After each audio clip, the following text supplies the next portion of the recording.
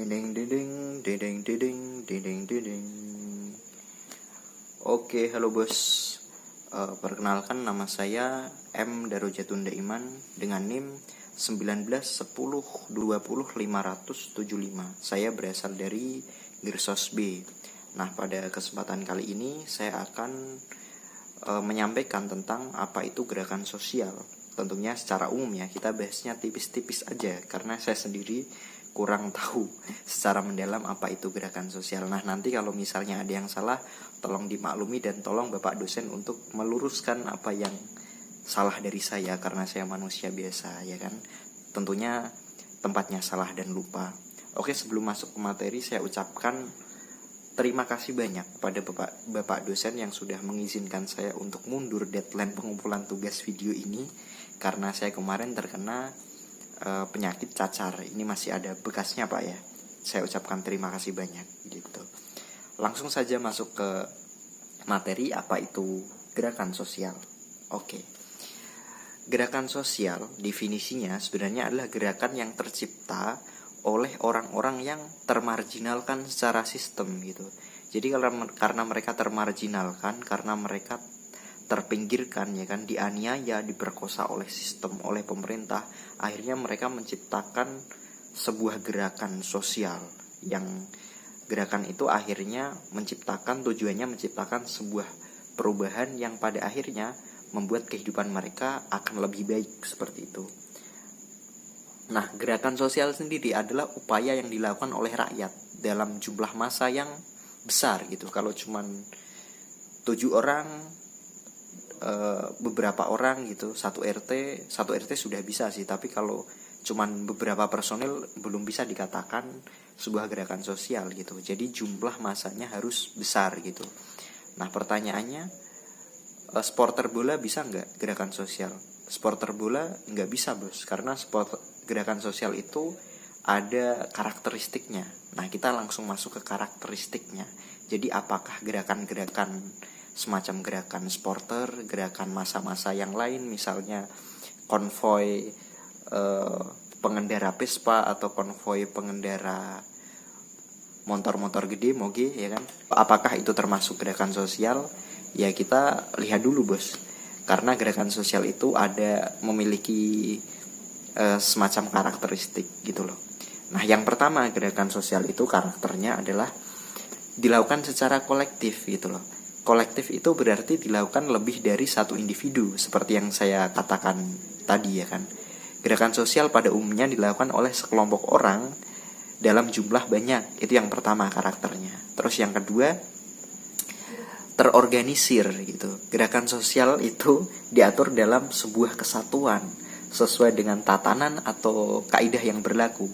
Terorganisir berarti memiliki struktur, tata cara, tujuan, anggota, akses yang terarah dan jelas gitu loh. Dalam hal ini, terorganisir sama dengan sesuai, memiliki tujuan yang sama gitu, memiliki tujuan yang sudah ditentukan. Jadi mereka terorganisir karena mereka satu tujuan gitu. Kemudian yang ketiga, memiliki ideologi. Jadi supporter bola nggak bisa masuk bos, karena ini memiliki ideologi, dan ideologi itu hanya bisa diciptakan melalui rapat, melalui perenungan yang paripurna gitu loh. Jadi semacam gerakan moge, motor gede bos, itu nggak bisa masuk dalam gerakan sosial karena dia tidak memenuhi persyaratan ini. Karakteristik yang ketiga ini adalah memiliki ideologi. Ideologi merupakan konsep yang tersistem, yang dijadikan dasar, yang memberikan arah dalam kehidupan tentunya, yang berupa cara berpikir dari sekelompok orang, meliputi kumpulan ide, ya kan, norma, kepercayaan, dan keyakinan dalam hal menentukan tindakan dalam dinamika sosial politik. Ya, di sini ada kata-kata politik, walaupun yang saya temukan dari searching yang paripurna itu ada beberapa tokoh yang memang tidak setuju bahwa gerakan sosial ini dialihkan atau digiring ke ranah politik, karena seharusnya gerakan sosial ya harusnya berlangsung di ruang lingkup sosial, bukan politik. Nah, saya sendiri lebih pro ke pro yang bahwa pendapat gerakan sosial itu harusnya memang di lingkup sosial bukan politik, bro. Jadi saya agak kurang pro, tapi kali ini di catatan saya yang saya sampaikan kepada Anda semua, bos, itu gerakan sosial meliputi ruang politik gitu loh. Terus yang keempat, dilakukan dalam waktu yang panjang, bos. Jadi karena memiliki struktur, memiliki ideologi gitu, dia nggak mungkin sehari dua hari, bos. Waktunya panjang. Sedikit cerita ya. Zaman dulu itu ada yang namanya Hos Cokro Aminoto atau Haji Umar Said Cokro Aminoto.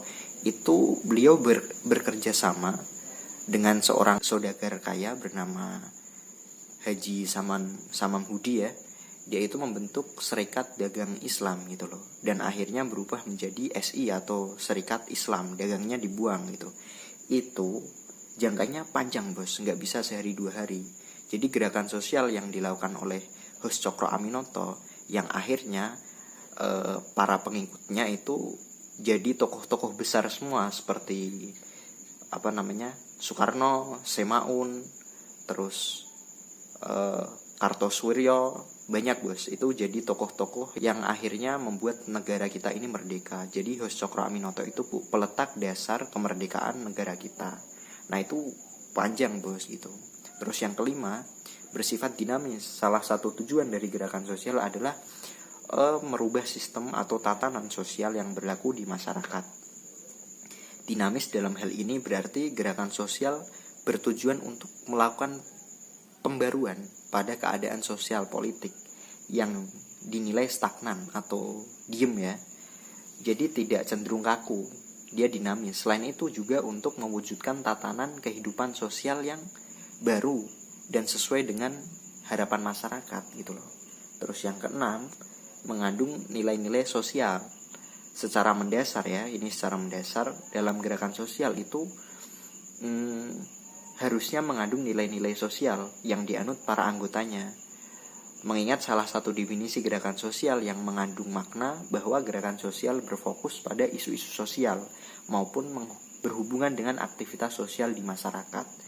Jadi tidak bisa, bos, gerakan sosial tanpa nilai-nilai sosial gitu loh.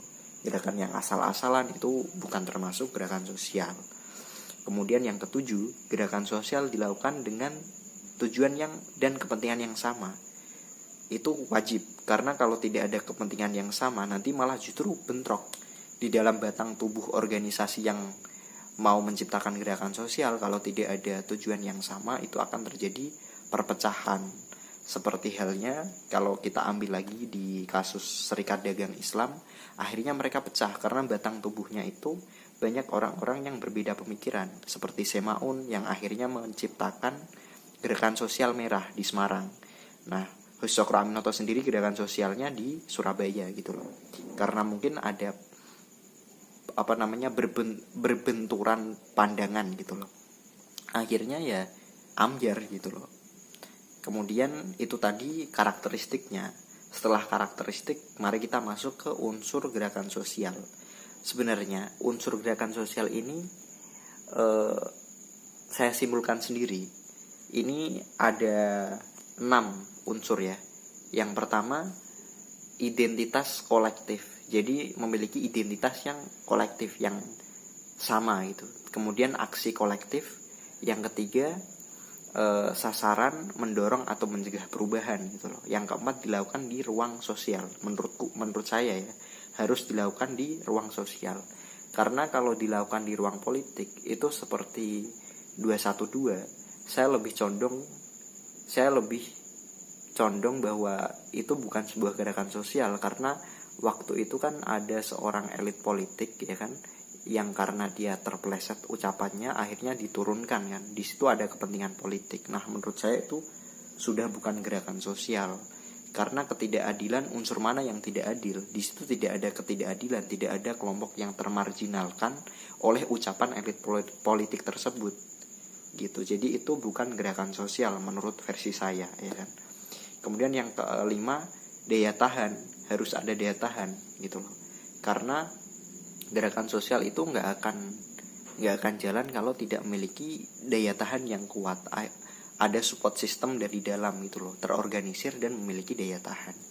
Yang keenam, yang terakhir, adanya relasi konfliktual antara kelompok pendukung dan penentang gitu loh.